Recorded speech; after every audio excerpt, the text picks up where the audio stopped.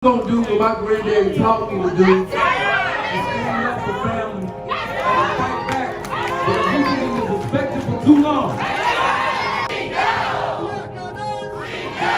Long live Tilly! They don't expect that. We're not gonna have our kids marching. This is it. Once and for all! Justice for Patrick! Justice for Patrick! Justice for Patrick! As a black man, I stand up for black women. I don't want to say another motherfucking name! Kanye Jordan! 400 years later, not a damn thing changed! I stand up for black women because it's what I'm supposed to do. It's all one fight. The same people that suppress the vote, they'll suppress your living rate.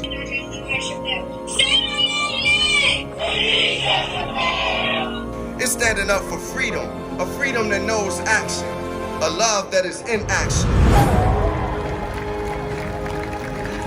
Enough is enough! I'm not sleeping and I'm not done until we get justice.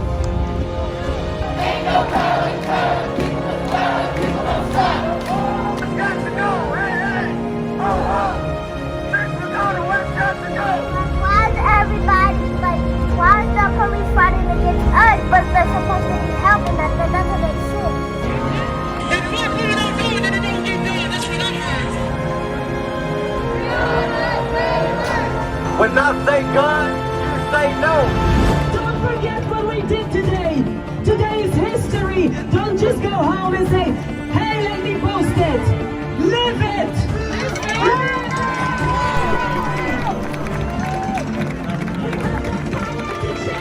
We just have to be stubborn enough. We just have to be strong enough. We just have to be relentless. Black lives! Black lives! Thank you all! I pass the mic to the next person. Black women matter!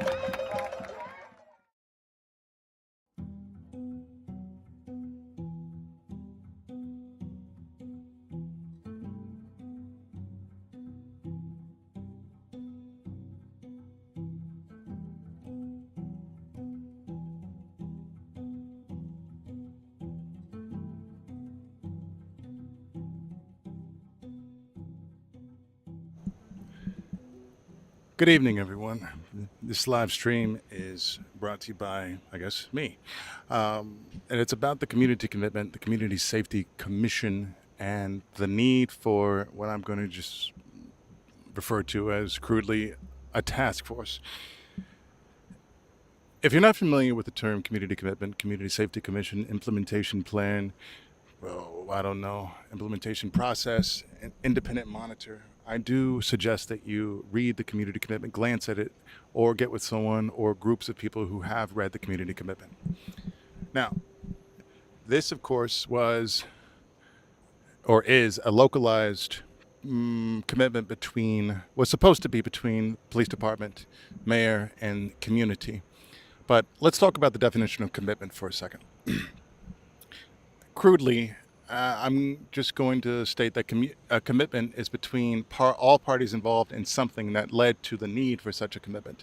For example, you listening right now, watching right now, if you and I and a group of people all went through something and we're committed to do better, or committed to make a change, committed to this and committed to that, we're going to either, if we want to get formal about it, create a document and all sign on the dotted line. Now, this, of course, was the consent decree, which is a lawsuit between the United States of America versus Louisville Metro and Jefferson government. It had so much tied to it with federal oversight and federal accountability, so it warranted a need for accountability. But Donald Trump said no. The Department of Justice, his Department of Justice anyway, backed out of it. And immediately after that, when I say immediately, I do mean the same day. And here in the city, in Louisville, Craig Greenberg, the mayor, Paul Humphrey, the police chief, as you see in front of me on the screen, signed on the dotted line, well, the sharp, non-dotted line, this community commitment. So if we were to think about commitment as it relates to what you're seeing on the screen, this seems to be a commitment between the two of them. But this is just my opinion. This isn't facts. This isn't anything that's founded. This and most of the things I'm going to say are just my opinion based on experiences, things I've read, things I've seen, meetings, Community Safety Commission meetings and whatnot, and so much more. But I digress. What you have there is what you see. Now, let's continue. I wanted to talk about the basic process, what I've seen so far of, well, this process. The community commitment, again, is a localized version of the consent decree, or what was going to be the consent decree. Now, this is a process with no federal oversight, no federal accountability, and it seems to be the strongest sense of accountability that can be is revisions, suggestions, and apologies. Within the community commitment, it's I don't forget how many page document, somewhere around 214 pages, something like that. Someone please correct me in the comments, but nonetheless, it has many things within it that should be read to understand the process, but not the least of which is the independent monitor process. Independent monitors, a group of people from different places throughout the country who come here to Louisville once a quarter to talk to you, talk to me, talk to quote-unquote community, to update them on the process and in different realms. This meeting, there's been 3 of them so far, 1 of them unofficial, 2 of them official, and the next coming in September. But nonetheless, it's important to know about this because I don't think it's widely marketed so well as it should be anyway, but nonetheless it is taking place, nonetheless it is going to happen, nonetheless they are making $750,000 a year. But the money's neither here nor there, but it is a big piece of the puzzle of why I'm saying what I'm saying. And I'm trying to stay on point because I do tend to be long-winded, as I probably am. But before it led to the community commitment, before Donald Trump said no, there was a press conference, a series of press conferences anyway, one of which Mayor Greenberg said this. To those in our community who demanded change, thank you for speaking up and staying the course on that long road that led to these reforms. Your willingness to demand meaningful and lasting change helped bring us to this moment. And then Paul Humphrey said this. To our community, thank you for your partnership as we move forward, and thank you for your patience throughout this process. Now, when this took place and they said those things, what you heard was those who protested, those who got activated, he's thanking them for standing up for justice, standing up for what's right, standing up for everything that led to this community commitment, or what was to be the consent decree. But the thing is, what I notice is, in my opinion, this is something that's not happening with community. It's happening at community. And again, this is my opinion. This isn't founded evidence. This is just, well, my thoughts after thinking, if you will.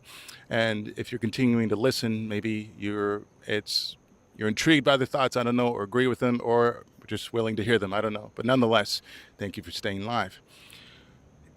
To thank the community and push for the community commitment, again, it's my opinion that it's happening at community. Based on, I'll give you an example of why I say this. As I know, and I hope all of you continue saying her name, and here in Louisville, Kentucky, Caitlin Hall was, in my opinion, murdered by LMPD. A mental health emergency led to the death of Caitlin Hall. Officers inside of her apartment, in front of a bathroom door. Once Caitlin, again, in my opinion, as after watching body camera footage, walked out of that bathroom.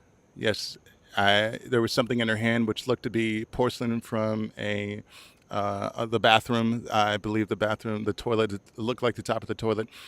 It was said by Deputy Chief Emily McKinley that she charged at officers, which I heavily disagree with, and I do heavily disagree that she needed to be shot. She did not need to be shot at anything. They could have just disarmed her of the piece of porcelain from the toilet. But again, that's my opinion, and I hold strong to that because that is truly what I believe. Caitlin Hall should be alive right here, right now.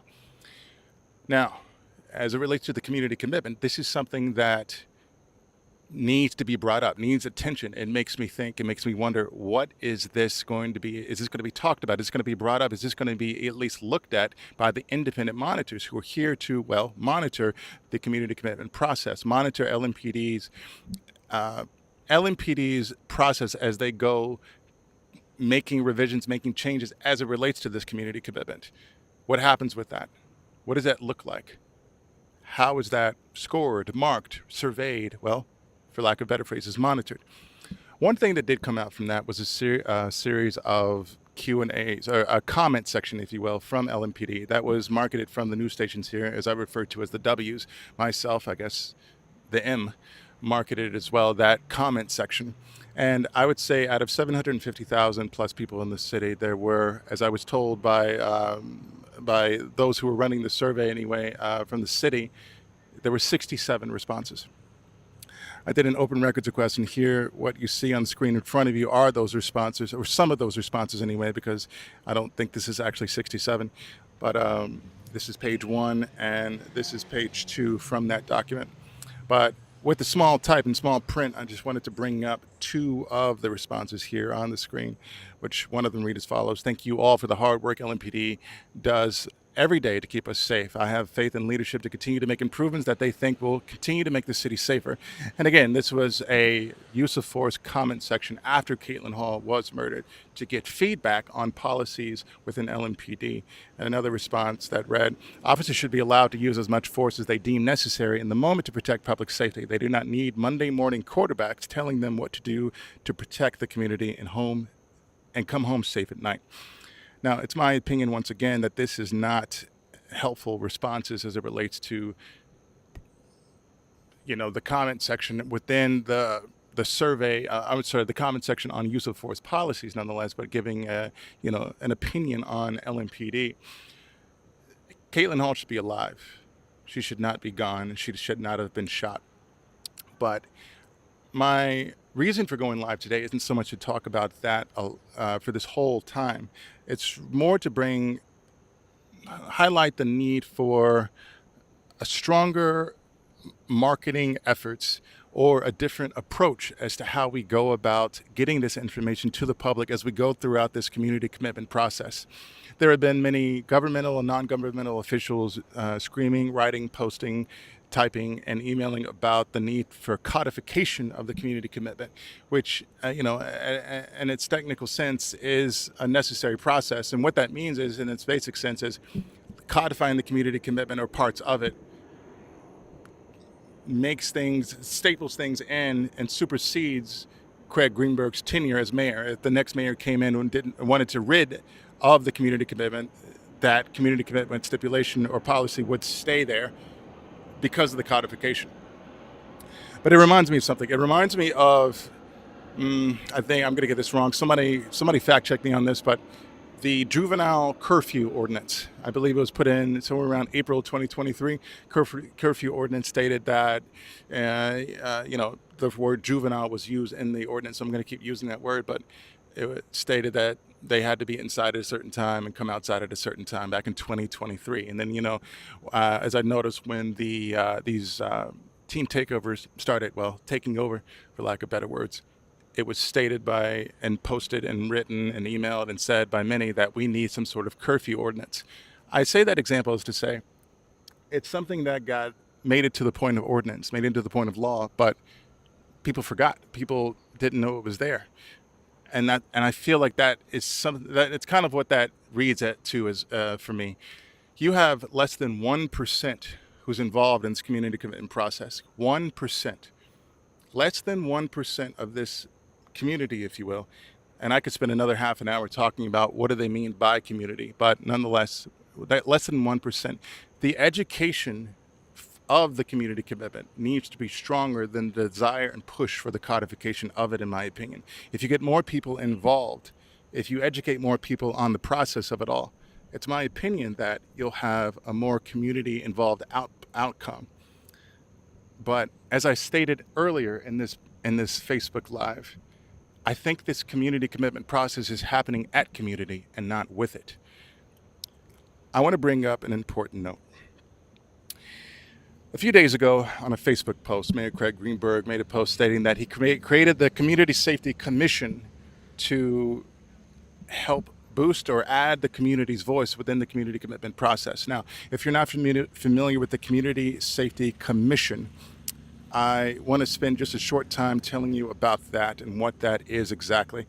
The Safety Commission, Community Safety Commission, is comprised of a group of, I believe, 8 individuals representing community organizations in this city. It's comprised of, I believe, about 9 individuals representing community representatives. And then I believe you have about 9 representatives representing community institutions. Those people representing community institutions. Well, I'm sorry, not 9, but 7. Nonetheless, that is the makeup of the Community Safety Commission. Now, I've been to all but one of their meetings, and the last one I went to, I wanted to bring up a point of, I'm going to call it a point of worry, I suppose, a point of thought, which was a part of their meeting was comprised of discussing how they're going to try to reach community, if you will, reach more in community, and which is kind of represented by this slide. This is the slide that was shown in that meeting. Communicating the message to community. We're equipping the CSC, the Community Safety Commission, with these prepared social copy and photos. We're making it easier to share, aligning messaging, increase visibility, and highlight the impact of our work across platforms. Our work being the Community Safety Commission's work. Now, in layman's terms, what they're saying is, and someone please correct me if I'm wrong, because again, this is my opinion, not stated facts, founded evidence. This is my opinion. It's my opinion that what they're saying here is that they're going to be making social media posts. And it was interesting. Something happened in that room that I feel contradicts Mayor Greenberg's post at that time, where he was saying he's created the CSC to uplift the community's voice. And in that meeting, there was someone in community who raised their hand and asked the question, does that mean you're going to be making posts from your own accounts or some sort of Community Safety Commission page or formal page or whatnot? And then it was said by one of the 2 people who were running this event, I believe Misty Wright, Director of Community Safety, that we're going to hold all questions right now of community, and we're going to let the Community Safety Commission answer questions and ask questions right now. Now, I understand that she's pretty much saying, hey, we have an agenda right now, and we are a little bit behind, so let's hold those questions right now and allow this Community Safety Commission to answer questions, because they only meet a certain amount of times a year, and this is their chance to get their thoughts and have conversations, which I completely get. But I want to continue pushing on that thought, because there hasn't really been a lot of community involvement from the Community Safety Commission. I haven't noticed anyway, as the meetings themselves seem to be, how can I put this, trying to take efforts to catch up to what community members are already doing, to learn their processes and how they've moved forward, to then come back and try to catch up to what's happening. Building more credence on the fact that, well, I guess for lack of better phrases, it's up to us and we save ourselves.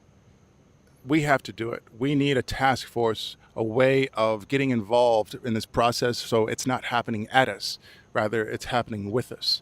Because if it's not happening with us, I have a prediction and a hypothesis that in 3, 4, 5 years, whenever this process is completely over, what's going to happen is that the last report from the independent monitors, in this case ELIFA, Effective Law Enforcement for All, what they're going to say is that LMPD and LMG, Louisville Metro Government, did, in fact, go along with the revisions and implications and stipulations and all these other words synonymous with revisions. They met those revisions of the community commitment. They're doing great, and they're going to say that we have a better police department. That's my feeling on that. We need a task force to get proactive in lieu of what might be reactive pending this ending of this 5 years. Now, I'd be remiss if I didn't stand here and talk a little bit about the fact that on this day, it is yesterday anyway, was 6 complete years since Tyler Girth was shot and killed here in this square. As a matter of fact, if I get this graphic off the screen for a temporary period of time, I'm actually standing right in front of where his life was taken. Tyler Girth, right there, his life ended yesterday, June 27th, 2020. I was there that day, and I was live, and it was a horrific day, and one of which I will never forget.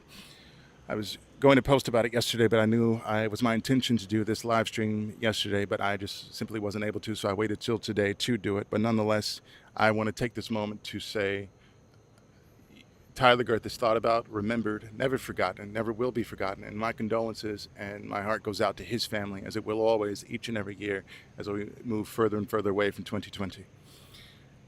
And there's that. Woo!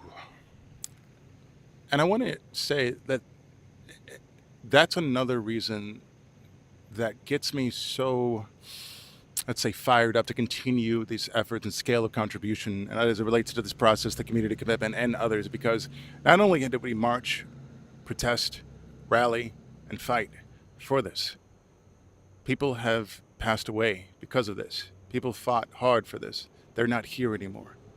And it's their energy, their perspective, their thoughts, their mindsets, their willingness to continue and stay consistent, which helps me and boosts me and energizes me to stay consistent, because you have to move forward. We have to keep going, as I continue to think. But nonetheless, I'm going to continue. We need a task force, in my opinion. Now, what do I mean by that? We have a few different things in place with this community commitment process that's happening at us. And I want to go through some of those again quickly and not be long-winded. Number one, we have the community commitment itself. Again, the localized consent decree that was going to be federal, but now it's local. Here it is. We have the Community Safety Commission. Now, again, I want to put it back on screen. That Community Safety Commission is made up of 8 individuals representing 8 different community organizations. There are 9 individuals who are community representatives. And there are 7 people who represent institutions here in the city. And then you have Chan Kemper, Deputy Mayor, and you have Misty Wright, Executive Director of Community Safety in the city. Those are the 2 ladies who lead and run those meetings being the Community Safety Commission meetings. The Community Safety Commission serves in 2 purposes in this city, in this process anyway.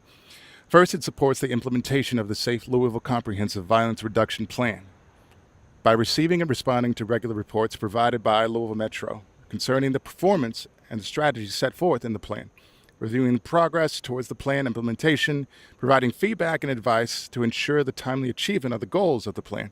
And second, it supports the implementation of the community commitment by receiving and responding to regular reports provided by Louisville Metro and the Independent Monitor concerning the performance of the obligations in the community commitment, reviewing progress toward the accomplishments and the key objectives set forth in the community commitment, and providing feedback and advice to ensure the full and timely compliance with all provisions of the community commitment. That's a lot.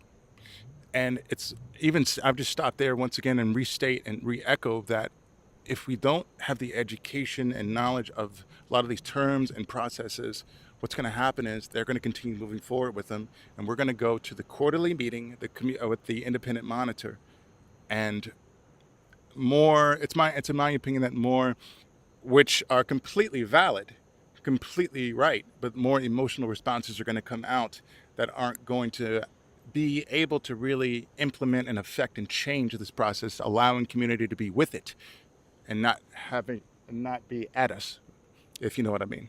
But now, moving forward from that, you have the community commitment, you have the Community Safety Coalition, and next after that, you have the Independent Monitors. The Independent Monitor in this case is ELIFA, once again, Effective Law Enforcement for All.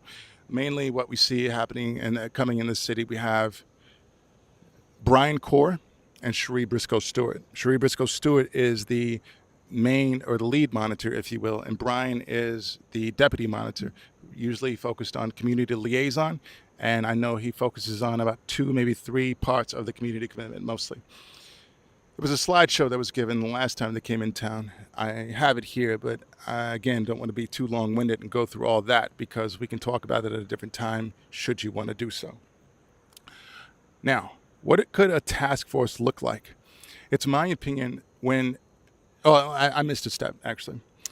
In this city, the Metro Councilwoman, District 1, filed a resolution, Tammy Hawkins, that basically said in so many words that the independent monitors were to come and address the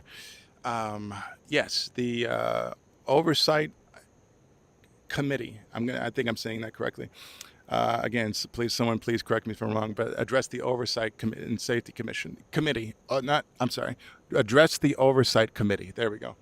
And when they did that, was basically going to be an exact replica of the presentation that we're going to give at the community meetings that happen quarterly.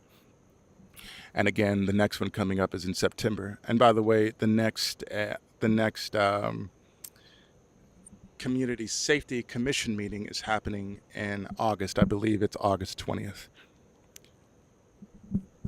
And of course, my screen just messed up. Well, that's just great. So, no more slides, no more visuals. Yay me. But nonetheless, hopefully you can still hear my voice, and I'll probably wrap this up in the next few minutes. In lieu of coming in and having a community meeting as it has been going, I feel that there are parts of the community commitment that can be broken up with organizations, much like the Community Safety Commission representing different organizations, but rather there are organizations that already have a large bundle of community members who trust them, who work with them, who see them on a daily basis, that focus on categories and chapters that the community commitment focuses on. It's there, I feel like, a task force, maybe one or two individuals from those organizations grouped up and focused on the community side of things, and the independent monitors need to go to them because they have the people that they trust, and more people will be knowledgeable because their heart will be focused on that section. Their mind will be focused on that chapter, on that section. Let's take one for example, street enforcement, which brings my mind to a litany of organizations in this city, but one of which I'm going to say Vocal Kentucky, Hip Hop Cares. They already help every single day, every single week, a litany of individuals in this city. I've seen it with my own eyes. I've seen it in Facebook posts. I've seen it in press conferences. I've seen it on a continuous basis. They are already helping community, working with community. There's areas in there that focus on, protesting and how they're going to handle protests. Bree, wait. There's already a group of people who know how to handle that. Know best practices. I've been through it. There are parts of the community commitment that focus on search warrants. Search warrants, if you're on your person, search warrants at home, search warrants here. ACLU, the Louisville Urban League. There are organizations who already focus on these areas in which they can form a task force. 1, 2 people from each of these organizations grouped together to where the community already has trust. We don't have to build a community safety commission under the government to then go and try to build trust with community, in which these organizations that are already here already have. And the rate in which they're meeting, in my opinion, isn't conducive of the rate of need of the service itself and the education that this community commitment, the implementation plan, the monitoring protocols, and all these other documents need. It's important, in my opinion, that sooner than later, the community have a task force so that in this process, the community is going along with it in lieu of this process happening at the community. Because at this rate, if this continues, it's my hypothesis that I can only conclude that 3, 4, 5 years later, when this process is all over, that at the end of it, there will be one final report from ELIFA stating that LMPD and Louisville Metro government met the provisions in this document and have, which will then, they'll say, the past 4 or 5 years. But that won't reflect the experiences I feel of a lot of people in this city who have felt aggrieved, who have felt unjustifiably accosted. May I remind you of the death of Martin. May I remind you of the death of Caitlin Hall. We need a task force that represents community. This is happening at us.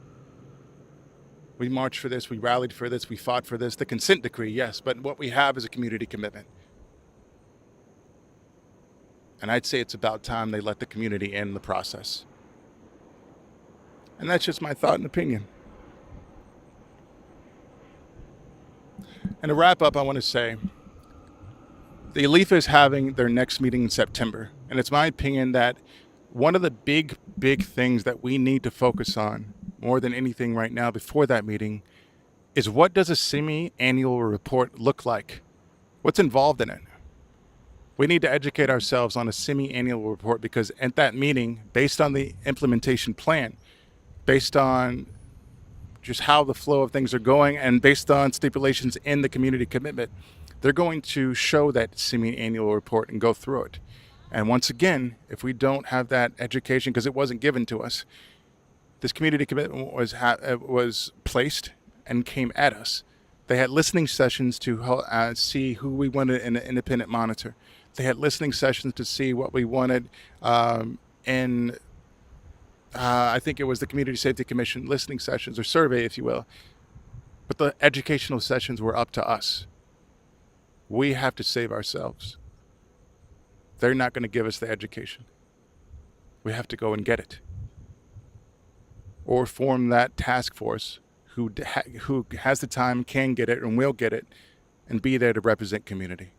Because it's my opinion that despite the fact that the word community is in Community Safety Commission, it's my opinion that the word community is in community commitment, that it's happening at community and not with.